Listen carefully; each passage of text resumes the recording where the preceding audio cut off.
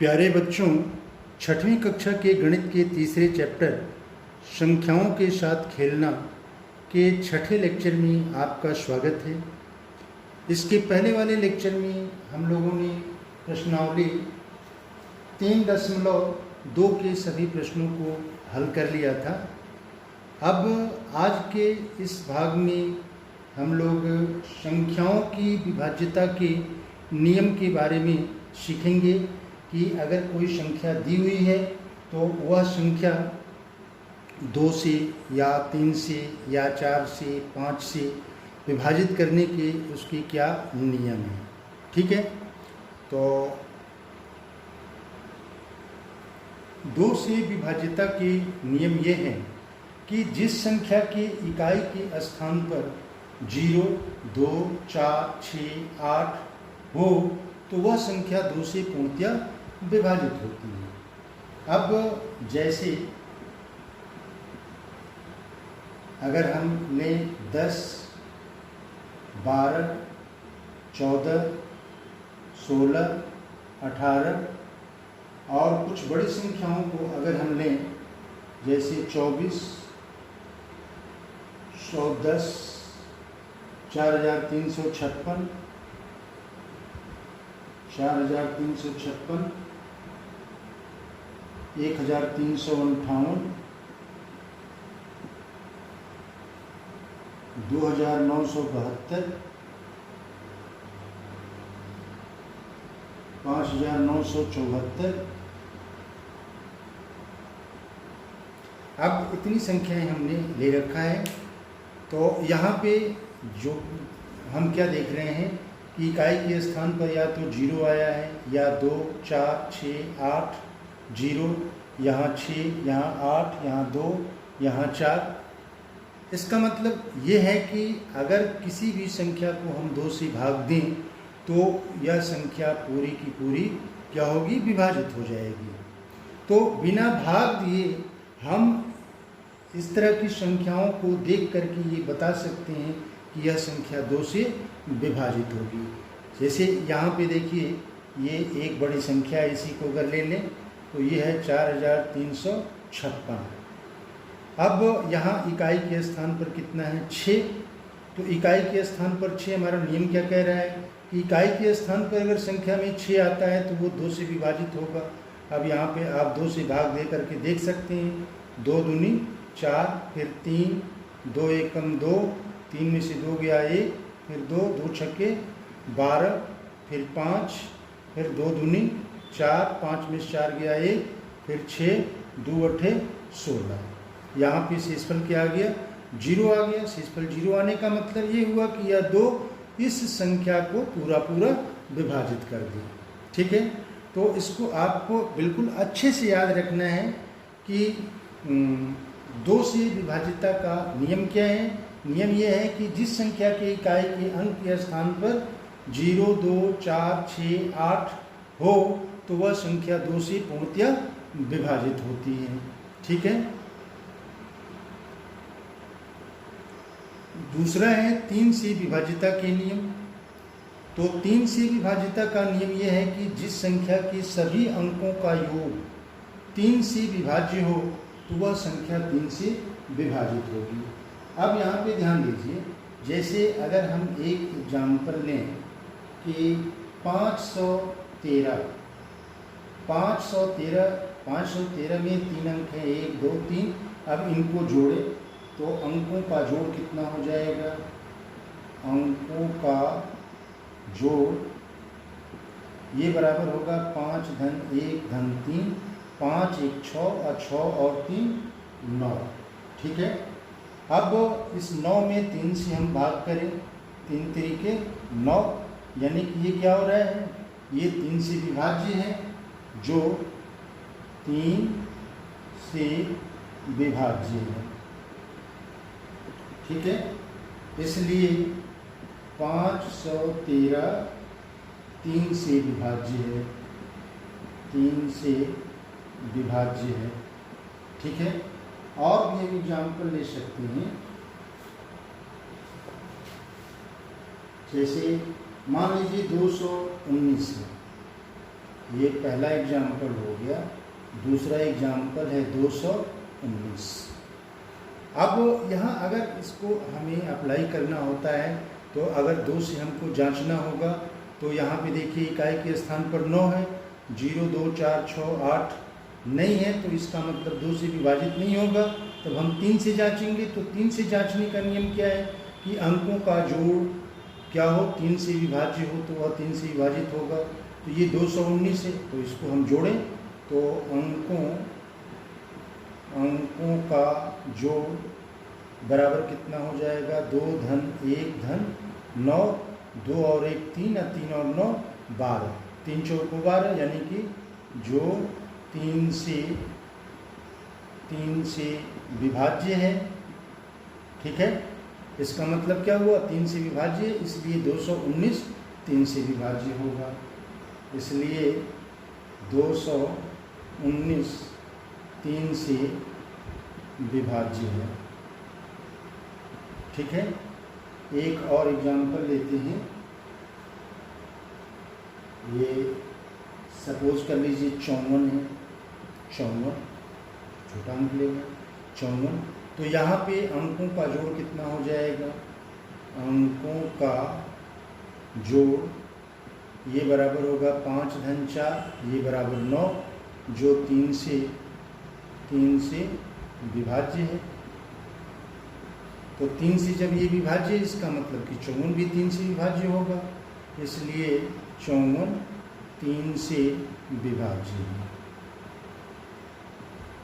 ठीक है,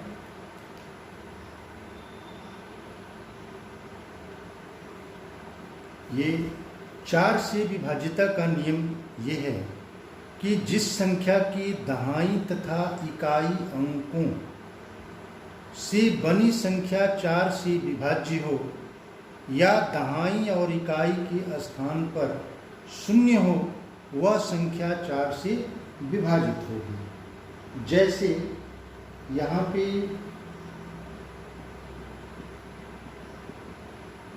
448 है, तो 448 में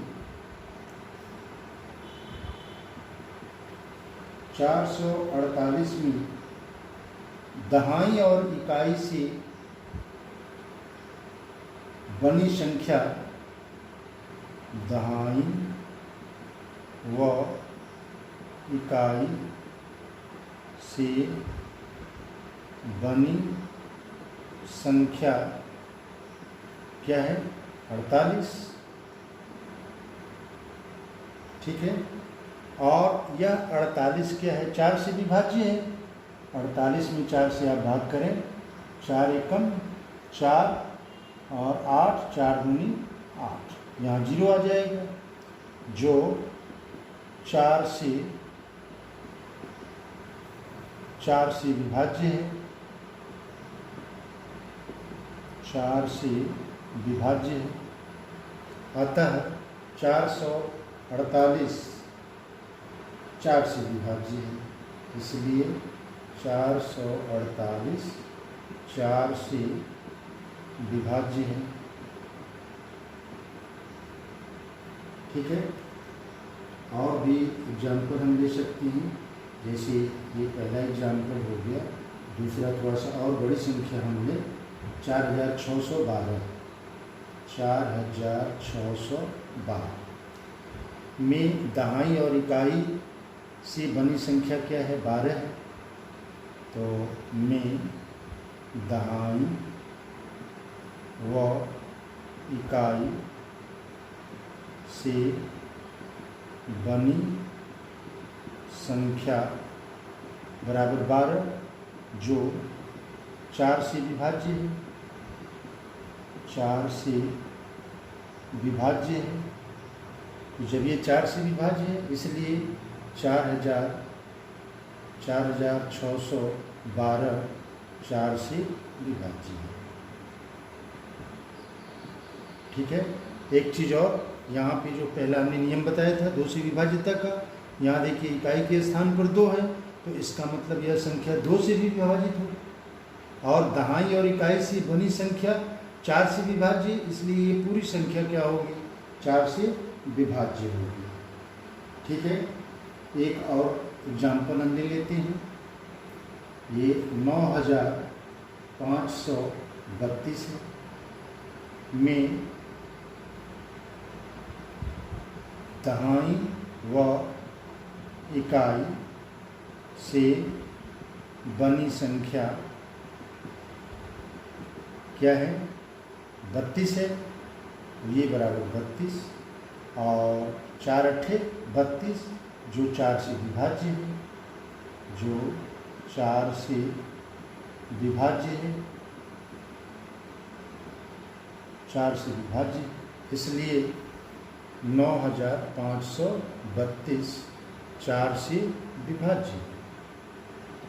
ठीक है, इसमें मैंने एक चीज़ और बताया कि इकाई व दहाई के स्थान पर क्या आवे? 0 आवे। जैसे मान लीजिए 400 है, 400 तो इकाई व स्थान में दहाई व इकाई के स्थान पर दहाई व इकाई के स्थान पर 0 है। ठीक है, 0 है, इसलिए 400 4 से विभाज्य। ठीक है, 5 से विभाज्यता का नियम है कि जिस संख्या के इकाई के स्थान पर 0 या 5 हो तो वह पूरी संख्या 5 से विभाज्य होगी। जैसे 105 है, 105, फिर 215, 6205, 6205, 3500। अब यहाँ पे हम ध्यान दें, यहाँ पे इकाई के स्थान पर कितना रहे? 5, यहाँ भी 5, यहाँ भी 5, यहाँ 0 रहे। हमारा नियम क्या कहता है कि इकाई के स्थान पर 5 हो या 0 हो तो वो संख्या 5 से पूरी पूरी विभाजित हो जाएगी, यानी कि ये सभी संख्याएं 5 से पूरी पूरी विभाजित हो जाएंगी। एक चीज़ और यहाँ पे देखिए, ये जो 3500 है, हमने पहला नियम पढ़ा था 2 से विभाज्यता का नियम कि अगर इकाई के स्थान पर 0 आता है तो वो 2 से भी विभाज्य होगा। और अभी हम लोगों ने 4 से विभाज्यता का नियम भी पढ़ा कि अगर दहाई और इकाई के स्थान पर 0 आता है तो वो संख्या 4 से भी विभाजित होगी, यानी कि ये वाली संख्या 2 से भी विभाजित होगी, 4 से भी विभाजित होगी और 5 से भी विभाजित होगी। ठीक है,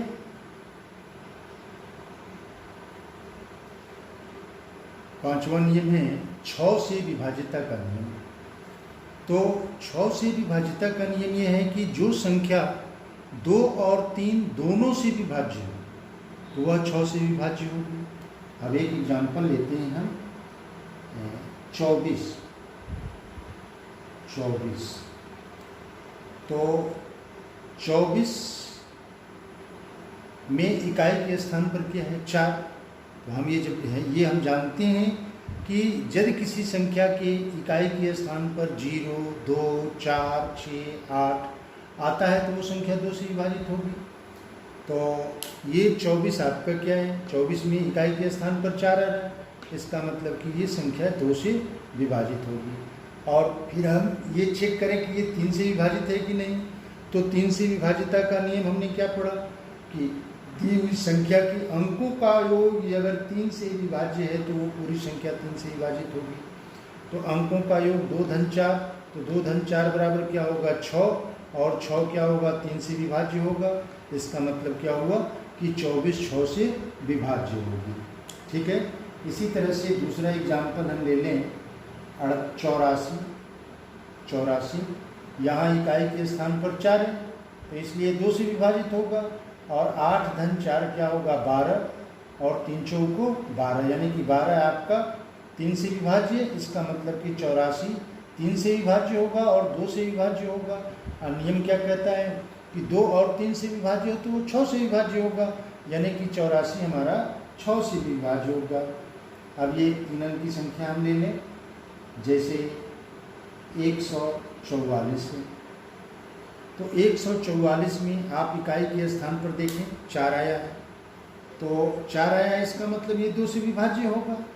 अब अंकों का योग कितना होगा, 4 1 5, अब 5 4 9, 9 3 से विभाज्य है, इसका मतलब ये संख्या 3 से विभाज्य होगी।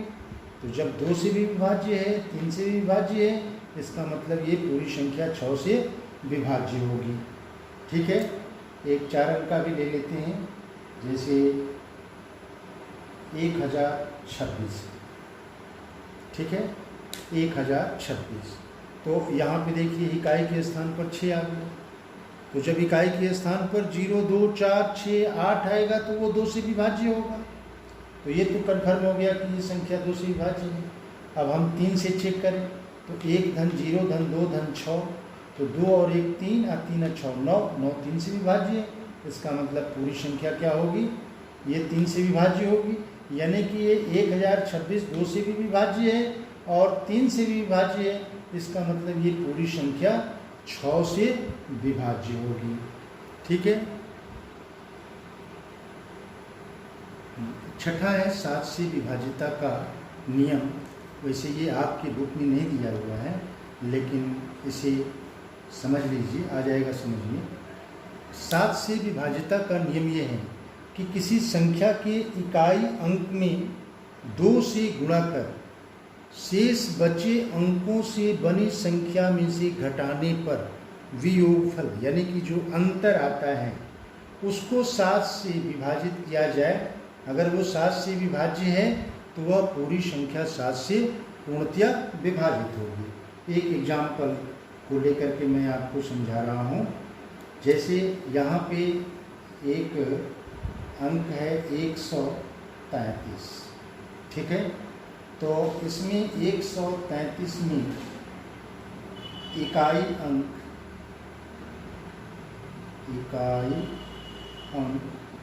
ये बराबर 3 है। अब इसमें हमको करना क्या है कि 3 में 2 का गुणा करें, 3 दूनी 6।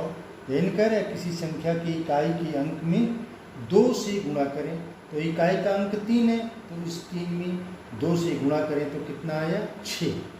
अब इस 6 को ये इकाई के अतिरिक्त ये जो संख्या बच रही है, इस संख्या में से इसको घटावें, तो 13 में से 6 हम घटाएंगे, 13 माइनस 6, तो ये क्या होगा 7 होगा, जो कि 7 से विभाज्य है, 7 से विभाज्य है, इसलिए 133 7 से विभाज्य है। ठीक है, अच्छा, या दूसरा नियम है कि किसी संख्या के इकाई अंक 5 से गुणा कर दें। इकाई अंक में 5 से गुणा कर शेष बचे अंकों से बनी संख्या में जोड़ने पर योगफल यदि 7 से विभाज्य हो तो वह संख्या 7 से पूर्णतया विभाज्य होगी। जैसे एक एग्जाम्पल हम लें, 441 है, 441, तो 441 में इकाई का अंक क्या है, इकाई का अंक बराबर 1। अब इस 1 में हमको क्या करना है, 1 में 5 से गुणा करना है, भाई 5 से गुणा करना है, तो ये हो जाएगा 5, और शेष जो अंक बच रहा है, शेष अंक क्या है 44 है। तो यहाँ पे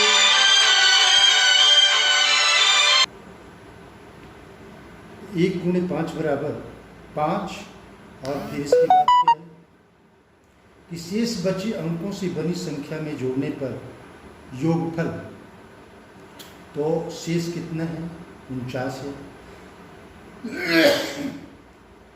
तो 49 में हम 5 को जोड़े, 44 में 44 धन 5, ये बराबर हो जाएगा 49 जो कि 7 से विभाज्य है, इसलिए 441 7 से विभाज्य है। ठीक है, फिर से एक बार इसको देखें कि किसी संख्या के इकाई के अंक में 5 से गुणा कर। अब यहाँ संख्या है, इकाई का अंक 1 है, तो इसमें 5 से गुणा कर दिया जाए, 5 एकम 5। और जो शेष संख्या बच रही है, शेष संख्या 44 है। अब इस 44 में इकाई में 5 से गुणा करने के बाद जो संख्या आ रही है उसको जोड़ दें, तो जो जोड़ आता है अगर वो 7 से विभाज्य है तो ये पूरी संख्या क्या होगी, 7 से विभाज्य होगी। ठीक है। 7वां नियम ये है 8 से विभाज्यता का नियम। तो 8 से विभाज्यता का नियम यह है कि जब किसी संख्या के सैकड़े, दहाई तथा इकाई अंकों से बनी संख्या 8 से विभाज्य हो या ये सैकड़े, दहाई और इकाई के स्थान पर क्या आवे, 0 आवे, तो वह संख्या 8 से विभाज्य होगी। जैसे 1224 है। ठीक है, तो यहाँ पे इस संख्या में सैकड़े, दहाई और इकाई के स्थान पर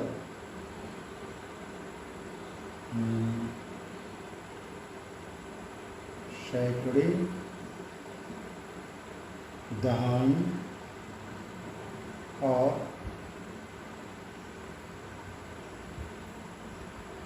इकाई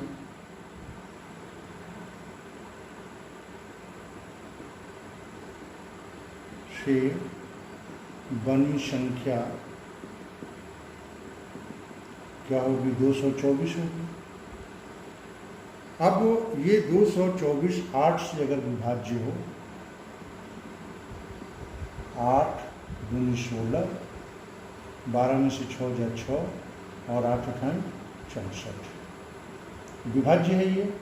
इसका मतलब क्या हुआ, जो कि 8 से विभाज्य है,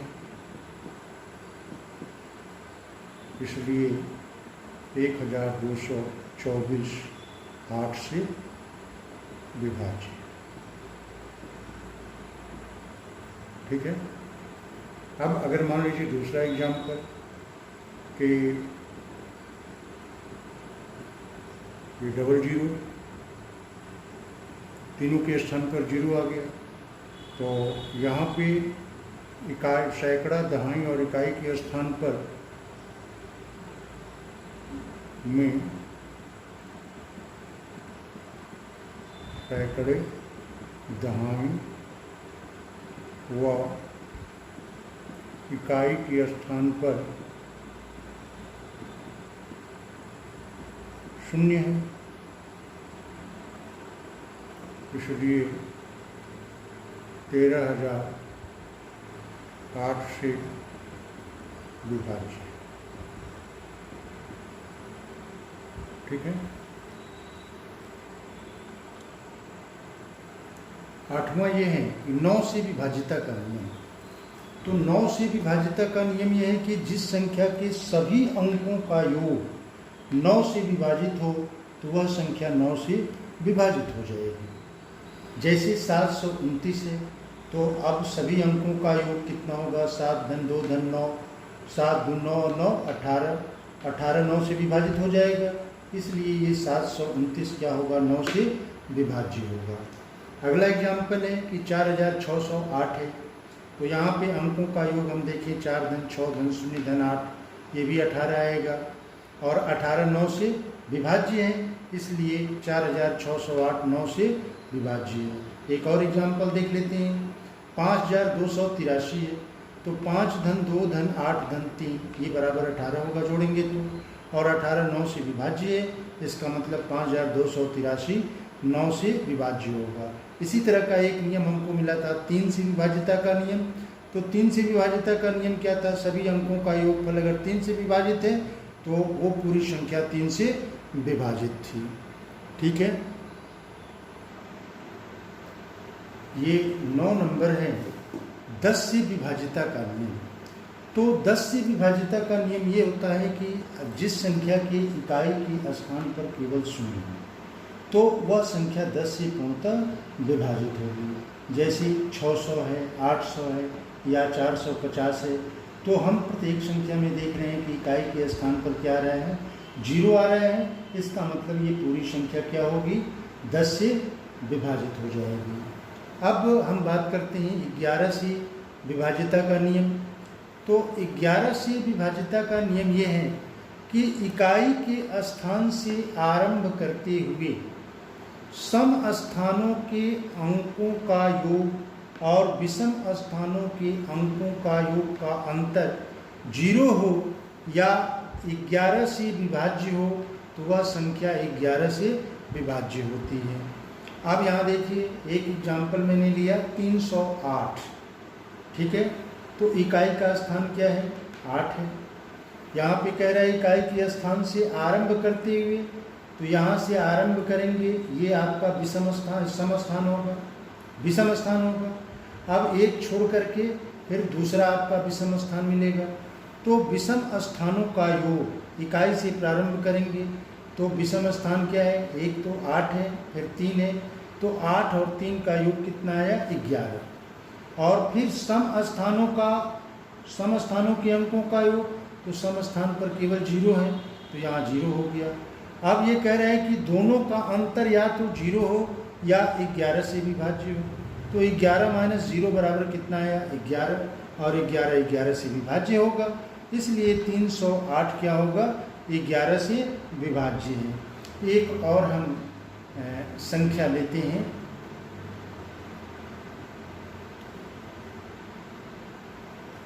ये दूसरा एग्जाम्पल है। तो एक संख्या ले रहे हैं 1331। ठीक है, अब यहाँ पे देखिए विषम स्थानों का योग, तो विषम स्थान पर इकाई से हम आरंभ करेंगे, तो 1 और 3 है, तो यहाँ पे क्या आ जाएगा, यहाँ पे आएगा 1 धन 3। ठीक है, ये आएगा 1 धन 3 और 1 धन 3 बराबर क्या होगा, 4। अब सम स्थान यहाँ पे ये और ये तो विषम स्थान पर हो गया, अब ये सम स्थान पर होगा 3 और 1, तो यहाँ पे विषम स्थानों के अंकों का योग कितना हो जाएगा, 3 धन 1, ये बराबर 4। अब विषम स्थानों का योग और सम स्थानों के योग का अंतर निकालें, दोनों का अंतर, तो दोनों का अंतर कितना आ जाएगा, 4 माइनस 4, ये बराबर क्या होगा, ये आ जाएगा आपका 0, 0, और 0 भी क्या होगा, 11 से विभाज्य होगा, जो 11 से विभाज्य है, इसलिए 1331 क्या होगा, 11 से विभाज्य होगा। थोड़ा सा और बड़ी संख्या हम देखते हैं, ये देखिए 61,809 है, 61,809। अब यहाँ पे विषम स्थान पर कौन कौन सी संख्या आएगी, 9, 8 और 6, तो यहाँ हो जाएगा 9 धन 8 धन 6, 8 और 9 17 होगा, 17 और 6 23।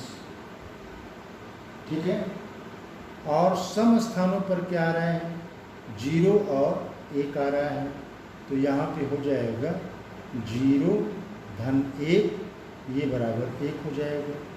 अब दोनों का अंतर निकालें, यानी कि 23 और 1 का अंतर क्या हो जाएगा, 23 माइनस 1, ये बराबर हो जाएगा 22, और 22 क्या है, 11 से विभाज्य है, इसलिए 61,809 11 से विभाज्य है।